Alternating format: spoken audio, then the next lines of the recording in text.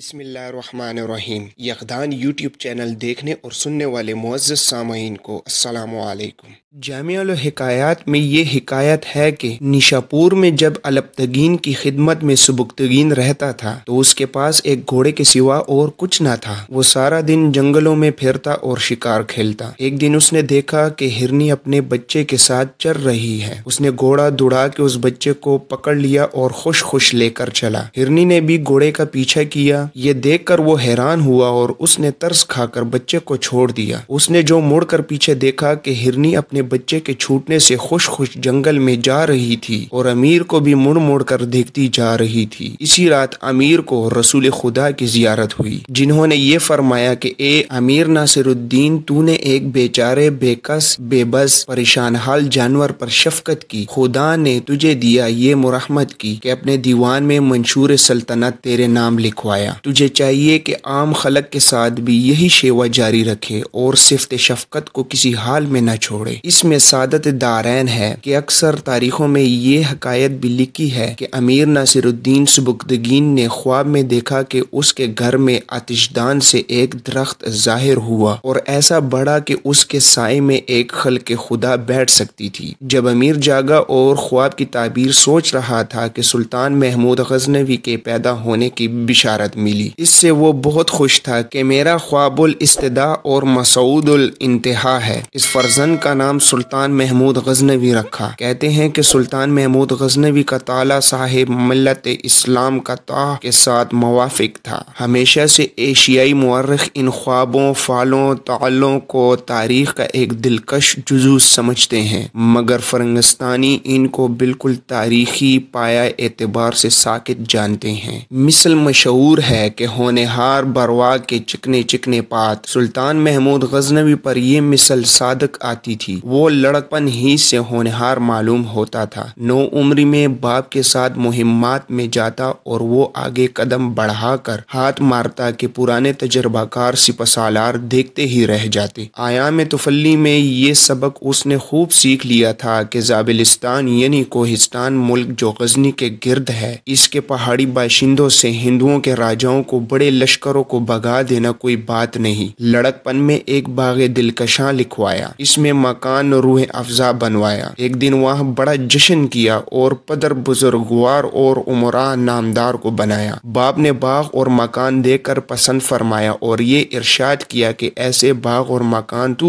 اور بھی امیر بنوا سکتے ہیں، تجھ کو وہ عمارت تعمیر کرنی چاہیے کہ جس کی برابری کوئی دوسرا نہ کر سکے۔ سلطان محمود غزنوی نے پوچھا، اے حضرت عیسیٰ، عمارت کون سی ہے؟ اس نے جواب دیا کہ وہ اہل علم و فضل کے دلوں کی تعمیر ہے۔ جو کوئی نہال احسان ان کی زمین دل میں لگائے گا اس کا ثمر ہمیشہ پائے گا۔ یہ نصیحت کی بات سلطان محمود غزنوی کو ہمیشہ یاد رہی۔ امیر سبکتگین کا جب انتقال ہوا تو محمود کی عمر 30 برس کی تھی اور وہ اس وقت نیشاپور میں تھا۔ امیر اسماعیل اس کا چھوٹا بھائی باپ کے پاس تھا۔ بعض مورخ کہتے ہیں کہ اس نے میدان خالی پا کر تاج شاہی سر پر رکھا، مگر بعض کا یہ قول ہے کہ باپ کی وصیت کے موافق وہ قبۃ الاسلام بلخ میں تخت پر بیٹھا، لحاصل وہی بادشاہ ہوا اور خزانہ شاہی کا مالک ہوا۔ سپاہ کی دلجوئی اور امراء کی خاطرداری میں خزانوں کے منہ کھول دیے۔ مقصد یہ تھا کہ سب کے دل میں اس کی جگہ ہو اور سلطان محمود غزنوی کی طرف سے ان کا دل برگشتہ ہو، مگر اس دغا باز سپاہ اور امرائی ناانصاف نے وہ دامن طمع دراز کیا کہ جس کا پر ہونا محال تھا۔ یہ سب حال جب سلطان محمود غزنوی کو نیشاپور میں معلوم ہوا تو اس نے بھائی کے پاس ایک تعزیت نامہ لکھ کر ابو الحسن جموئی کے ہاتھ بھیجا، جس کا مضمون یہ تھا کہ امیر سبکتگین، میرا تمہارا پشت پناہ اس دنیا سے رخصت ہوا۔ مجھے اس دنیا میں کوئی چیز تجھ سے زیادہ عزیز نہیں ہے۔ اگر تیری عمر بڑی ہوتی اور تو زمانے کا تجربہ کار ہوتا، امور سلطنت کی وفائق سے اور ثبات ملک و دولت کی قواعد سے ماہر ہوتا تو میری عین آرزو ہوتی کہ تو تخت پر بیٹھے۔ باپ نے جو تجھ کو اپنا جانشین کیا وہ مصلحت تھی، اگر تخت خالی رہتا معلوم نہیں کیا فساد برپا ہوتا۔ تو پاس تھا اس لیے تخت پر بٹھا دیا، اب انصاف کی نظر سے تعمیل کر اور شریعت غراں کے بموجب دولت اور ملک کو تقسیم کر،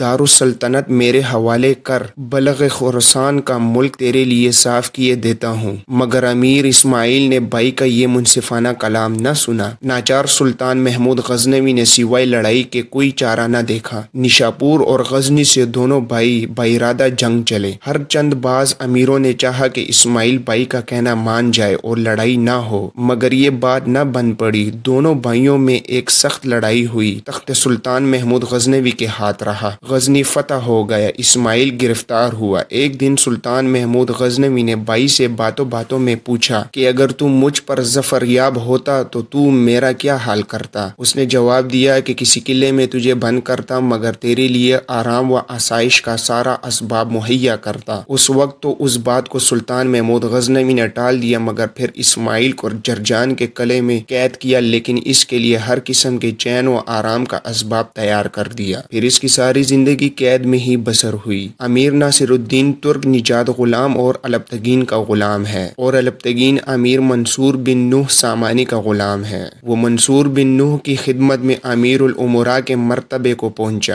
وہ ناصر الدین امیر منصور کی حکومت کے زمانے میں ابو اسحاق بن الپتگین کے ہمراہ بخارا آیا تھا اور اس کی سرکردگی میں وکالت کے مرتبے پر پہنچا۔ جب امیر منصور کی نیابت میں ابو اسحاق و غزنین کی حکومت ملی تو اس نے حکومت کا نظام امیر ناصر الدین کے سپرد کر دیا۔ اس کے انتظام نے حکومت میں استقلال پیدا کر دیا۔ جب ابو اسحاق کا انتقال ہو گیا اور اس کا کوئی وارث نہ رہا تو سپاہ و رعایا نے ناصر الدین کی حکومت سے اتفاق ظاہر کیا اور اس کی طاعت پر آمادہ ہو گئے۔ وہ اظہار قوت کے خیال سے حکومت کے کام میں مشغول ہو گیا اور ملک گیری کا منصوبہ بنایا۔ سن 977-78 عیسوی میں تاغان جو ولایت بست کا حکمران تھا اور پاتیور نے بست پر قبضہ کر کے تاغان کو وہاں سے نکال دیا۔ امیر ناصر الدین کے پاس آیا اور اس نے مدد چاہی۔ امیر ناصر الدین نے فوج کشی کر کے بست کو پاتیور کے قبضے سے نکال کر تاغان کے حوالے کر دیا، اور تاغان نے بہت سی شرائط کو قبول کر کے عہد کیا کہ وہ اس کی اطاعت سے روگردانی نہیں کرے گا۔ جب اس نے اپنا وعدہ پورا نہیں کیا اور عہد شکنی کی تو امیر ناصر الدین نے بست کو اس کے قبضے سے نکال لیا اور اس پر اپنا نمائندہ مقرر کر دیا۔ چونکہ قصدار کا قلعہ اس کی حکومت کے قریب تھا اور وہاں کا حاکم بہت دلیر تھا، لہٰذا امیر ناصر الدین نے اس کی غفلت میں اس کو گرفتار کر لیا اور آخرکار اپنے ملازموں میں داخل کر کے قصدار اس کی جاگیر میں دے دیا۔ امیر ناصر الدین شاہانہ عزم کے ساتھ غزنی اور جہاد پر کمر بستہ ہو گیا۔ وہ ہندوستان پر حملہ کرنے لگا، وہاں سے غلام اور مال غنیمت لاتا تھا، جس جگہ کو فتح کرتا وہاں مسجد بنواتا تھا، اور راجہ جے پال کے ملک کی خرابی میں کہ جو اس زمانے میں ہندوستان کا خالی راجہ تھا کوشش کرتا تھا۔ راجہ جے پال اس خرابی اور غارت گیری سے کہ جو وہ اس ملک میں کرتا تھا تنگ آ گیا۔ راجہ نے ایک منظم لشکر اور بڑے بڑے ہاتھیوں کو لے کر امیر ناصر الدین پر حملہ کر دیا۔ وہ بھی نہایت مستقل مزاجی سے آگے بڑھا اور اپنے ملک کی سرحد پر جے پال کا مقابلہ کیا۔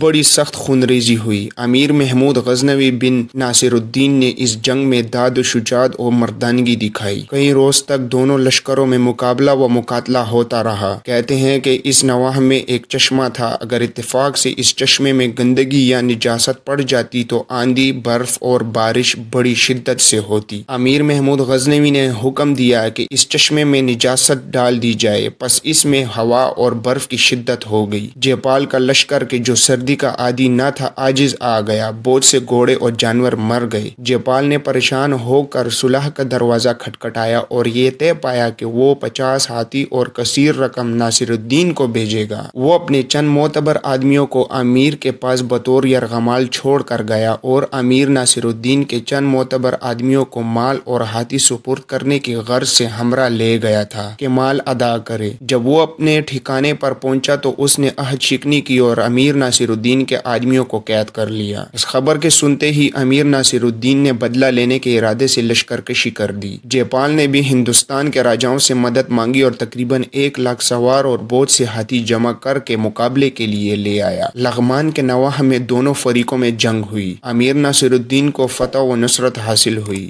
بہت سا مال غنیمت، غلام، ہاتھی اور رقم ہاتھ آئی۔ جے پال بھاگ کر ہندوستان چلا گیا اور لغمانات کے علاقے پر امیر ناصر الدین کا قبضہ ہو گیا اور اس ملک میں اس کا سکہ رائج ہو گیا۔ اس کے بعد وہ امیر نوح بن منصور کی مدد سے آگے بڑھا، خراسان و ماور النہر میں فتوحات حاصل کی۔ ماہ شعبان سن 383 ہجری اگست 997 عیسوی میں امیر ناصر الدین اس دار فانی سے رخصت ہو हो गया, लेकिन इसकी हुकूमत की मुद्दत 20 साल रही। इस वीडियो में आज के लिए इतना ही। हमारे साथ जुड़े रहने के लिए वीडियो को लाइक करें, चैनल को सब्सक्राइब करें और घंटी के निशान को ज़रूर दबाएं। मिलते हैं अगली वीडियो में। अपना और अपने गिरदो नवाह के लोगों का बहुत सारा ख्याल रखिएगा। अल्लाह हाफिज़।